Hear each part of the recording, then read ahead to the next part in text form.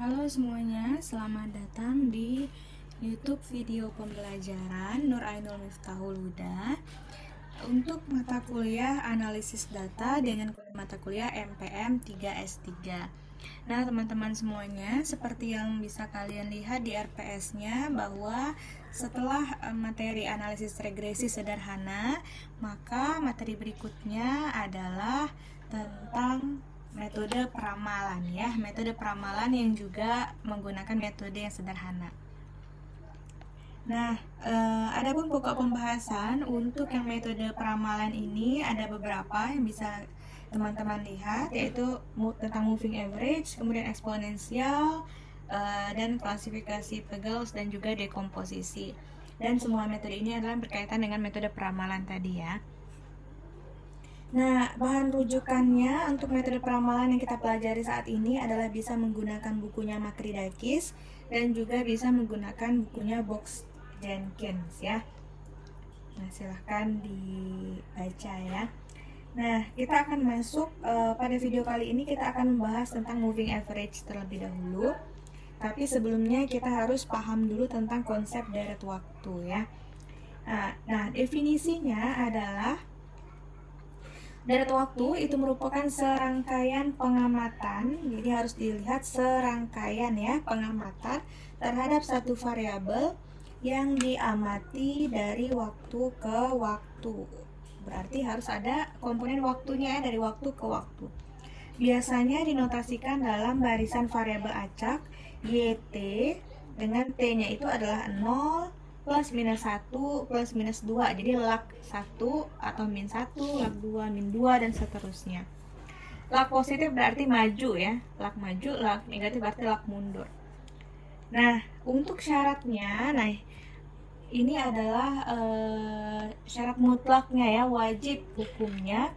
Syarat data deret waktu adalah ada kebergantungan observasi terhadap waktu. Jadi harus ada ketergantungan atau biasanya kita kenal dengan korelasi. Jadi harus ada korelasinya antar waktu.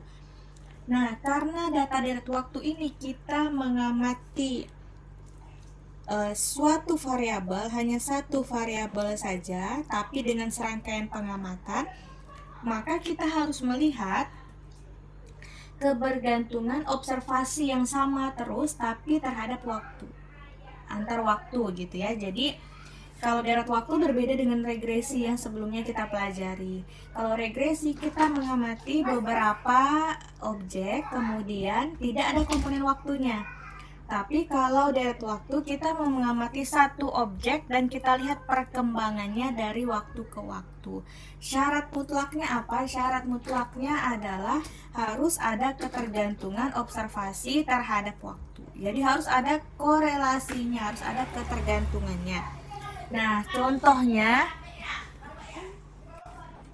contoh data deret waktu itu ada yang pertama, data curah hujan bulanan di setiap provinsi.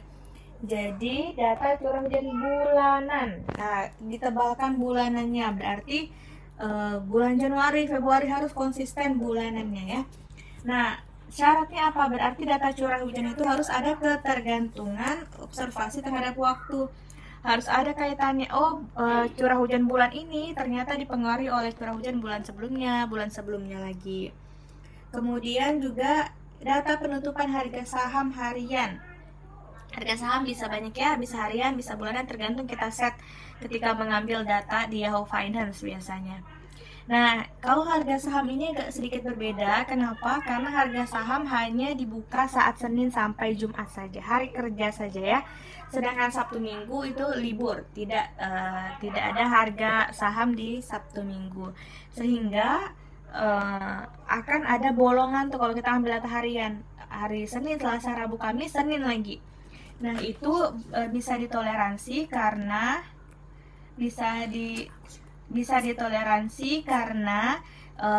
konsisten, jadi kosongnya itu konsisten. Nah, maka sah-sah saja kalau harga saham kita boleh toleransi ya.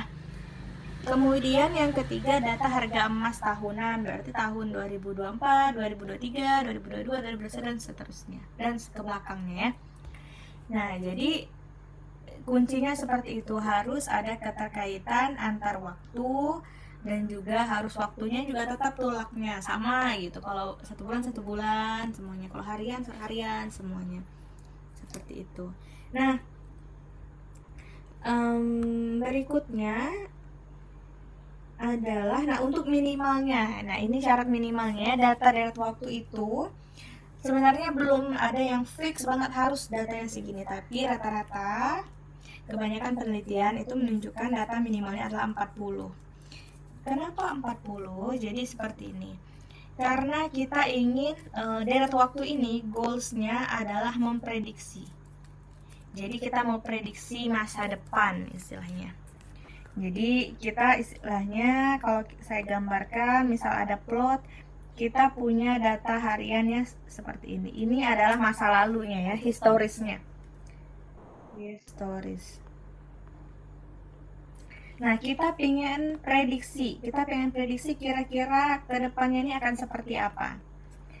Nah, gimana cara memprediksi? Memprediksi bukan sembarang asal prediksi ya, besok. Kita bukan peramalan yang meramal, dukun meramal itu ya. Jadi besok hujan, besok tidak hujan, besok harga saham segini, enggak. Jadi kita memprediksi berdasarkan apa? Berdasarkan historis waktunya. Jadi sebelumnya nih kayak gini polanya, maka besoknya kayak gimana ya? Nah, kita membaca dari pola-pola sebelumnya. Jadi dilihat, sebelumnya nih akan ada kenaikan saat ini, kemudian turun lagi, kemudian setelah 2 kali turun biasanya dia akan naik lagi, seperti itu. Jadi membaca polanya. Nah, analoginya adalah bagaimana caranya kita bisa memprediksi minggu besok akan seperti apa, sedangkan kita hanya tahu data kemarin. Kita hanya tahu data seminggu yang lalu. Kita nggak tahu besoknya seperti apa. Nah, itu belum cukup bukti ya. Bisa nggak? Bisa saja kita memprediksi besok akan seperti apa berdasarkan data kita 7 hari misalnya. Tapi keakuratannya akan sangat rendah. Kenapa? Ya bisa jadi yang besok yang akan terjadi ternyata itu dipengaruhi oleh 2 minggu yang lalu yang kita nggak punya datanya. Nah, makanya semakin banyak data itu akan semakin bagus karena polanya akan semakin terbaca. Tapi ketika data yang kita punya hanya sedikit, maka bisa jadi yang akan terjadi ke depannya itu tidak pernah terjadi di data yang kita punya, tapi terjadi di yang sebelum-sebelumnya. Gitu ya. Jadi data historisnya itu bisa harus minimal, kan harus ya, biasanya minimal 40. Dan kalau di kelas ini minimal 40 ya. Jadi gitu prinsipnya untuk meramalkan masa depan. Gimana caranya kita tahu masa depan kita seperti apa ya? Dilihatlah dari sekarang dan masa lalunya. Jadi kalau masa lalunya buruk ya nanti ke depannya kemungkinan juga akan buruk, kecuali ada faktor intervensi dari luar gitu ya. Itu analoginya. Nah, kalau yang kita pelajari di sini kita hanya mengamati satu variabel saja. Kita tidak memperhatikan faktor intervensi dari luar, dari mana-mana, enggak, hanya satu variabel itu saja. Karena ini masih metode peramalan yang masih basic ya. Seperti itu konsepnya ya. Semoga bisa dipahami ya. Karena banyak sekali yang keliru dalam membuat mendefinisikan data deret waktu. Nah, ini misalnya grafik ini sumbu X-nya ini adalah waktu ya. Kemudian sumbu tegaknya nanti tergantung datanya apa. Ini misalnya YT, ini adalah T. Itu mutlak ada ya, sumbu tegak, sumbu mendatarnya apa. Kemudian waktu-waktunya kapan, misalnya Januari 2020, Februari dan seterusnya. Itu sudah, saya rasa sudah pernah dibahas ya. Nah, untuk deret waktu, grafik yang tepat adalah grafik garis, diagram garis. Seperti itu ya. Nah, kemudian ilustrasi data deret waktu. Jadi ini adalah ilustrasi data deret waktu. Data berikut ini merupakan data penutupan harga saham PT Astra International Tbk pada periode 26 Juni 2018 sampai dengan 17 September 2018. Bersumber dari finance.yahoo.com ya. Nah, ini adalah data-datanya. Kemudian kita lihat apabila data harga saham hari ini dipengaruhi oleh data harga saham di hari kemarin dan seterusnya, maka pada tabel di atas merupakan data dari waktu. Gimana cara melihatnya? Ada caranya, nanti kita pelajari cara melihat korelasi, atau kalau di deret waktu biasanya namanya autokorelasi. Kenapa ada autonya? Ada autokorelasi. Kenapa ada autonya? Karena dia melihat korelasi pada dirinya sendiri. Gitu ya, kan variabel yang kita jadikan objeknya adalah satu variabel aja, harga saham ya harga saham aja. Berarti kita melihat korelasi data harga saham terhadap tapi waktu, harga saham hari ini dengan harga saham sebelumnya, harga saham sebelumnya dengan harga saham sebelumnya lagi. Seperti itu. Ada namanya autokorelasi, nanti bisa dicek. Nah, ini sebenarnya mirip-mirip sama ya konsepnya dengan uji asumsi klasik, tapi kalau di regresi itu yang diuji adalah residual. Berbeda kasusnya ya. Jadi residual. Kalau deret waktu uji autokorelasi itu ada di residual, ada juga di datanya. Di datanya sebagai syarat untuk melihat dia mengidentifikasi data deret waktu atau bukan. Nah, jadi datanya harus berkorelasi terhadap dirinya sendiri antar waktu ya. Nah, ini ada beberapa pola deret waktu. Nah, ini wajib hukumnya untuk tahu, karena ketika teman-teman semuanya mengambil skripsi tentang metode deret waktu atau metode peramalan gitu ya, yang berkaitan dengan deret waktu, intinya harus tahu pola-pola data, karena tadi seperti yang saya sampaikan di awal, untuk memprediksi kita harus bisa membaca polanya. Nah, ada beberapa pola yang umum yang kita ketahui ya, yang kita pelajari. Yang pertama horizontal. Horizontal, jika data berfluktuasi di sekitar ya, typo ya, sekitar nilai rata-rata yang konstan, maka namanya pola horizontal. Pola seperti ini biasanya dikenal sebagai stasioner. Nah, nanti kita pelajari lagi kalau mengambil mata kuliah metode deret waktu, nanti akan ketemu uji stasioner, tidak stasioner gitu ya. Diuji dulu apakah datanya stasioner atau tidak gitu. Ada metode yang mensyaratkan datanya harus stasioner. Kemudian ini horizontal atau pola data stasioner. Kemudian ada pola data musiman. Nah, jika suatu deret dipengaruhi oleh faktor musiman, misalnya bulanan dan kuartal tahun tertentu, maka namanya data musiman. Contohnya apa? Contohnya data curah hujan, itu paling sederhana. Kenapa ya? Karena kita ada 2 musim di Indonesia, jadi kalau pada saat bulan-bulannya curah hujan, bulan-bulannya musim hujan, maka curah hujannya akan tinggi. Tapi ketika bulan-bulannya musim panas, maka curah hujannya akan rendah. Nah, kalau kita buat plotnya, berarti nggak boleh hanya setahun aja kalau data curah hujan. Kenapa? Karena hanya ada 2 pola aja berarti hanya saat tinggi dan rendah gitu ya, ada tinggi dan rendahnya. Oh, nggak gini ya, kan ini ya saat rendahnya, rendah dan tingginya. Ini saat musim panas, katakan ini saat musim hujan gitu ya.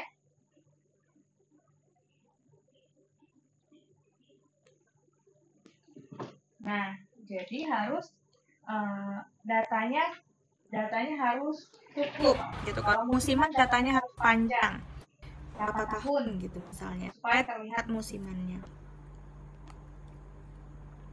Kemudian ada yang mirip-mirip musiman tapi berbeda, itu siklis. Siklis ini jika data dipengaruhi oleh fluktuasi ekonomi jangka panjang seperti yang berhubungan dengan siklus bisnis gitu ya. Jadi ada kata kuncinya jangka panjang. Kalau musiman tadi nggak ada kata jangka panjangnya. Tapi kalau keadaannya sekarang itu sebenarnya tidak hanya pada fluktuasi ekonomi saja ya. Banyak kejadian-kejadian atau fenomena-fenomena yang memiliki pola data siklis, artinya jangka panjang. Kemudian ada data tren. Nah, ini juga sering sekali kemarin banyak yang seminar tapi tidak bisa menggambarkan tren gitu ya, tren naik, tren turun gitu. Nah, tren itu apa jika terdapat kenaikan atau penurunan sekuler jangka panjang dalam data, sehingga nanti kita bisa tarik garis, oh ternyata dia tren naik, oh ternyata dia tren turun. Seperti itu. Jadi itu ada 4 pola yang sering sekali, bukan sering kali ya, sepertinya pasti ada ketika mahasiswa mengambil metode skripsi yang berkaitan dengan metode deret waktu atau metode pramalan gitu ya. Nah, kemudian ukuran ketepatan. Jadi ada ukuran ketepatan, ada namanya, ini hanya beberapa ukuran ketepatan yang disajikan, tapi sebenarnya banyak sekali. Ada MSE, mean square error, ada mean absolute deviation atau MAD, ada mean absolute percentage error atau MAP. MSE ini kita lihat namanya, mean square error.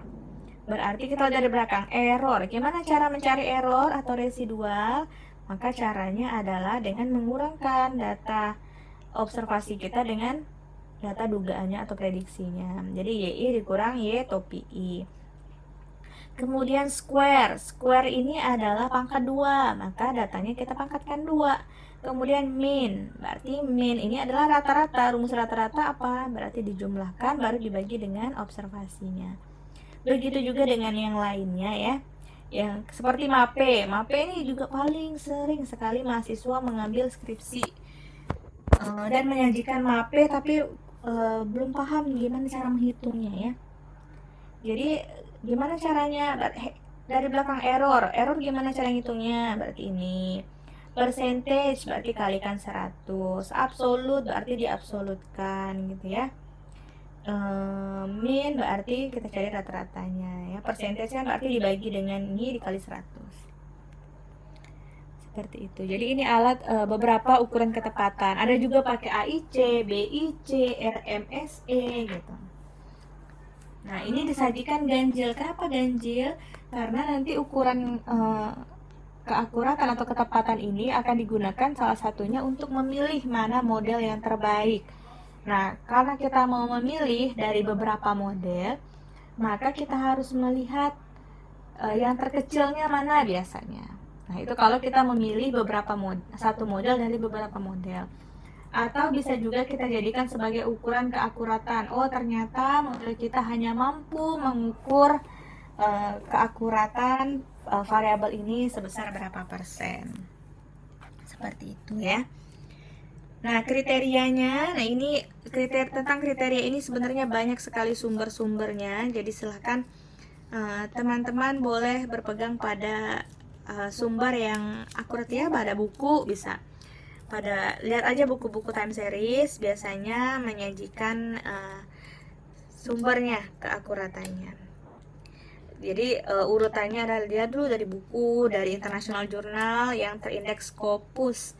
Kemudian hati-hati juga ketika mencari international journal, bukan berarti yang bahasa Inggris itu pasti international journal terindeks Scopus ya, jadi silahkan dicari. Kemudian nasional terakreditasi Sinta ya, silahkan dilihat. Jadi hati-hati dalam memilih sumber, jangan sampai nanti ketika ditanya dapatnya dari mana, dari skripsi kakak tingkat gitu. Nah itu lebih baik mengatakan dari buku ini atau dari jurnal ini. Itu ya, ini adalah kemampuan peramalan untuk keakuratan gitu, mengukur keakuratan peramalannya berdasarkan nilai MAPE. Nah, ini yang saya katakan tadi, kita akan masuk ke moving average. Jadi tadi masih pengantarnya, belum masuk ke modelnya. Yang pertama adalah metode moving average, itu ada 2 jenis, ada yang tunggal, ada yang ganda. Ini sebenarnya gampang sekali karena kita hanya menggunakan Excel biasa saja, perhitungan yang biasa. Nah, moving average tunggal. Setiap muncul nilai observasi yang baru, nilai rata-rata baru dihitung dengan cara membuang nilai observasi yang paling lama, dan memasukkan nilai observasi yang paling baru.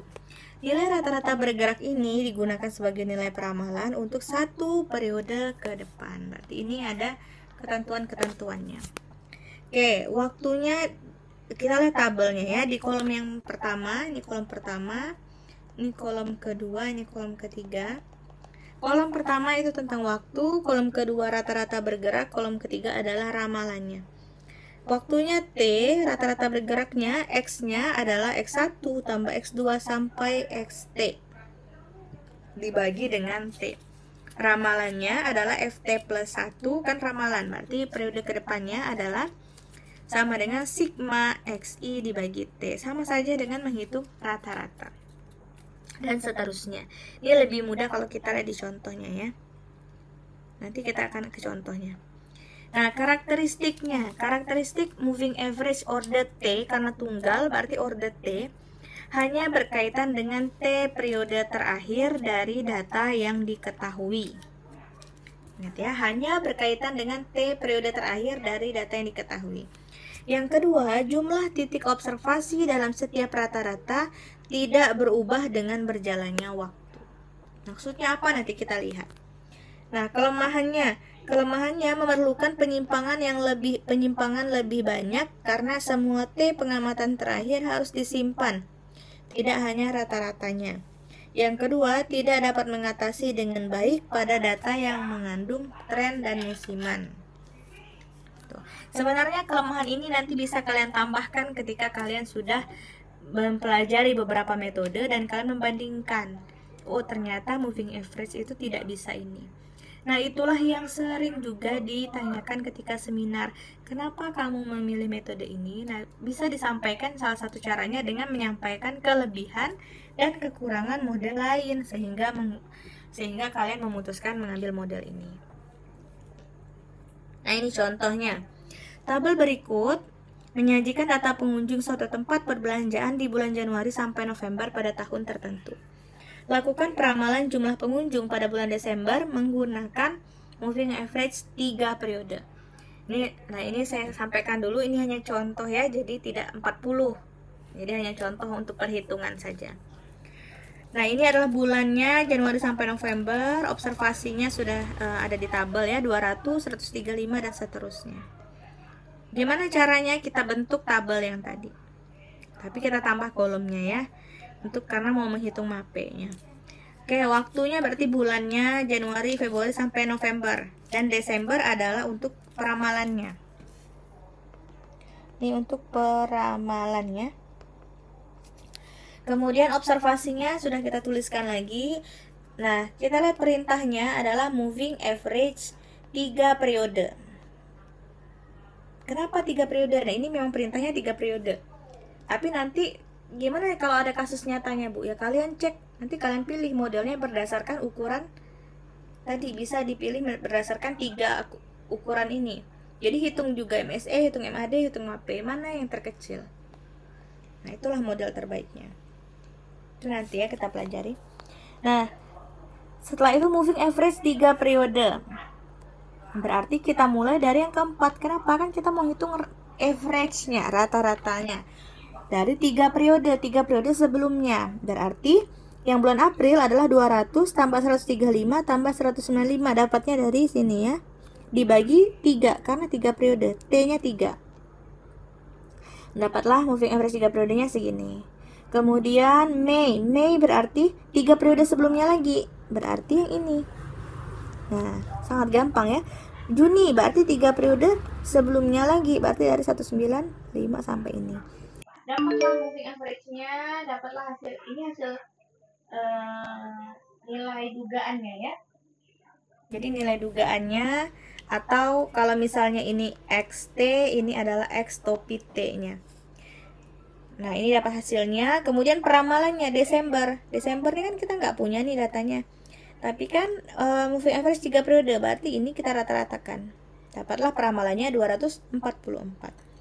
Kemudian kita hitung error. Errornya gimana caranya? Ya dikurangkan ya. Dikurangkan datanya, selisih antara data observasi dengan data prediksi. Dikurangkan, dapatlah errornya. Kemudian kita mau hitung MAPE-nya. MAPE-nya adalah diabsolutkan, mean absolute percentage error. Diabsolutkan, ini diabsolutkan, kemudian dibagi dengan data sebenarnya. Dapatlah hasilnya, kemudian dirata-ratakan dapat 34,84%. Nah, kalau MAPE, kelemahannya adalah kalau bisa observasinya nggak ada yang 0 ya. Karena kalau dibagi dengan 0 nggak bisa nanti ngitung MAPE-nya. Akibatnya dapat MAPE-nya 34,84%. Jadi jumlah pengunjung pada bulan Desember itu adalah 244 orang dengan nilai MAPE-nya 34,84%. Artinya kemampuan peramalannya, balik lagi ke tabel tadi, masuk ke kategori cukup baik. Berarti artinya apa? Oh, kalau kita prediksi besok 100, berarti kemungkinan besar 34% itu salah ya. Asumsi kita besok 100 itu salah. Bisa jadi kurang dari itu atau lebih dari itu. Itu moving average tunggal, sangat gampang ya sebenarnya, pakai Excel juga bisa. Nah, ini yang hukumnya wajib juga. Jadi setelah ini harusnya buat plotnya seperti apa, deskriptifnya, kemudian analisis. Nah, ini yang hukumnya wajib juga adalah membuat plot data aktual versus data hasil estimasi. Yang biru data yang kita punya, yang pink data hasil estimasi. Modelnya bagus kalau ketika apa? Ketika data hasil estimasi mendekati data aktual ya, saling berdekatan, maka dia errornya kecil, artinya berarti error kecil MAPE-nya juga akan kecil, artinya modelnya baik gitu atau sangat baik kategorinya. Oke, itu yang tunggal. Kemudian ada yang kedua, yang ganda. Nah, untuk yang ganda ini, jadi prinsip dasarnya adalah hasil peramalan yang didapat dilakukan dengan cara melakukan rata-rata bergerak kedua. Rata-rata bergerak kedua ya. Nah, hasil tersebut diharapkan dapat memperkecil kesalahan yang mungkin terjadi pada peramalan rata-rata bergerak tunggal. Jadi ini semacam perbaikan dari moving average yang tunggal tadi. Notasinya karena ini ganda, dia N kali N. Kalau tadi notasinya adalah order T ya, moving average periode T gitu. Nah, contohnya misalnya MA 3 kali 3 akan dihitung, artinya akan dihitung rata-rata bergerak 3 periode dari rata-rata bergerak periode 3 atau MA 3. Artinya kita 2 kali. Kita sudah dapat MA 3, kemudian kita hitung lagi MA 3 kali 3 berdasarkan si MA 3 tadi. Kita lihat langsung dari contohnya. Contohnya, penggunaan rata-rata bergerak ganda sebagai ramalan dengan data tren linier ya. Jadi data tren linier. Nah, ini sama, ini masih contoh, jadi datanya hanya 10 saja. Yang ke-11 ini berarti yang peramalannya tadi ya. Misalkan datanya tren linier tadi. Nah, ingat lagi tren linier. Nah, kalau datanya berarti yang waktu pertama 2, 4, 6, 8, 10, dan seterusnya. Ini kalau teman-teman gambar, nanti hasilnya pasti akan seperti ini ya. Ini T-nya, ada T1, T2, dan seterusnya, ini YT gitu ya. Nah, kita hitung dulu kan, misalkan kita mau hitung rata-rata bergerak 2 ya, untuk MA2. Maka kita mulai dari yang observasi ketiga. Observasi ketiga, ini 3, dapatnya dari mana? Dapatnya dari 2 ditambah 4 dibagi 2. Jadi hasilnya 3. 5 dapatnya dari mana? 4 tambah 6 dibagi 2, dan seterusnya. Nah, kemudian tadi bergerak ganda adalah kita melakukan rata-rata bergerak terhadap rata-rata bergerak sebelumnya atau MA2. Berarti 4 ini kita dapat dari mana? Dapat dari 3 tambah 5 dibagi 2. 6 dapatnya dari 7 tambah 5 dibagi 2, dan seterusnya. Sehingga nanti kita bisa dapat, prediksinya di waktu ke-11 itu adalah 16. Nah, kita kesalahannya sistematis di sini. Kenapa sistematis? Akibat dari tren linier ini ya. Jadi 4 dikurang 10 nanti hasilnya 6, atau 10 kurang 4 hasilnya 6. Ini boleh bertukar ya. 12 kurang 6 hasilnya 6, dan seterusnya. Ini sistematis. Jadi hasilnya 6 semua residualnya. Kemudian yang di kolom sebelahnya ini harusnya MA3 ya. 3 kali 3. MA3 berarti 4 dapatnya dari mana? Dapat 2 tambah 4 tambah 6 bagi 3, dapatlah hasilnya seperti itu. Kemudian MA3 kali 3 berarti kita menggunakan rata-rata bergerak sebelumnya, dibagi 3 hasilnya 6. Sehingga kesalahan sistematisnya adalah 8888. Nah, kalau kita lihat dari perspektif kesalahan sistematis, semakin besar periode yang digunakan, maka semakin besar pula kesalahan sistematisnya. Hal ini terjadi jika data yang digunakan adalah data yang mengandung tren linier. Nah, makanya tadi di awal sudah ada dijelaskan di situ ya. Jadi kelemahannya adalah tidak dapat mengatasi dengan baik pada data yang mengandung tren dan musiman. Nah, jadi kalau pakai tren musiman nggak cocok sebenarnya untuk data moving average. Dan juga kalau kita lihat, kita menggunakan orde 2 ini sangat mengurangi banyak observasi ya. Jadi apalagi kalau 3x3 berarti kita berkurang 6 untuk observasinya. Nah, jadi teman-teman semuanya bisa cek setelah ini, bisa cek dengan menggunakan datanya sendiri, kira-kira MA berapa yang cocok untuk data tersebut. Gimana caranya? Bisa dilihat dari ukuran ketepatan tadi ya, kan ada 3 tuh yang sudah kita pelajari, atau menggunakan ukuran yang lain juga sangat diperbolehkan. Misalnya MSE, MAD, MAP, yang terkecilnya adalah MA1 misalnya, ya udah maka MA1 yang terbaik yang cocok untuk mengukur kasus yang teman-teman coba. Seperti itu ya. Nah, jadi silahkan dicoba menggunakan MA tunggal maupun MA ganda. Nah, untuk materi berikutnya nanti kita akan masuk ke rata-rata bergerak linier dulu. Nah ya, rata-rata bergerak linier dulu. Kemudian baru kita masuk ke smoothing ya. Materi tentang metode peramalan dengan menggunakan smoothing atau exponential smoothing. Nah, terima kasih untuk video kali ini. Semoga dapat bermanfaat dan membantu teman-teman semuanya ya. Semoga semakin paham tentang metode peramalan ataupun metode derat waktu. Untuk metode lain, metode ARIMA dan SARIMA sebenarnya sudah pernah di-share di YouTube saya. Jadi silahkan dicari aja ya, ada tentang materi tentang ARIMA. Terima kasih.